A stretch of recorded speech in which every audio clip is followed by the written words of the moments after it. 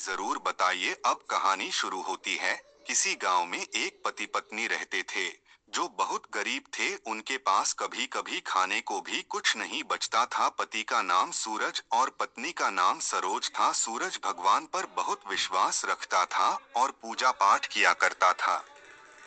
लेकिन उसकी पत्नी को भगवान पर विश्वास नहीं था। उनके घर पर खाने को कुछ भी नहीं था।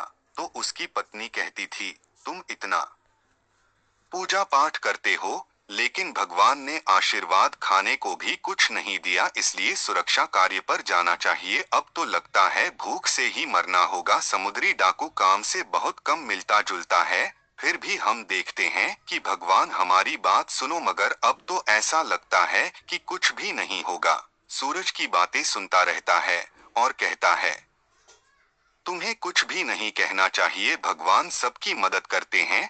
तब सरोज ने कहा, तुम हमेशा यही बातें कहते हो, मदद वह हमें देखने के लिए आए, यह भी तो देखें। इसके बाद सूरज ने कुछ नहीं कहा और अपने काम पर चला गया। उसने सोचा कि हर रोज कुछ न कुछ होगा।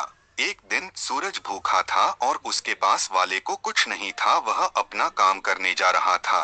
तभी रास्ते में फल बेचने वाला मिला। फल वाले ने कहा, भाई फल ले लो। सूरज ने कहा, मेरे पास पैसे नहीं हैं, इसलिए नहीं ले सकते। फल वाला बोला, कोई बात नहीं, जब पैसे होंगे तब दे देना। सूरज आगे बढ़ गया।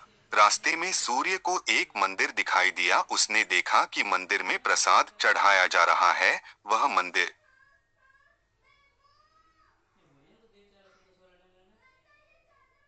मंदिर में गया और वहां से दाल और चावल ले गया। लेकिन उसने सोचा कि घर पर मेरी पत्नी होगी, तो उसने अपनी पत्नी के लिए भी प्रसाद ले लिया। सूरज प्रसाद लेकर अपने घर आए और पत्नी से कहा, भगवान ने हमें खाना दे दिया। सरोज ने कहा, यह प्रसाद है।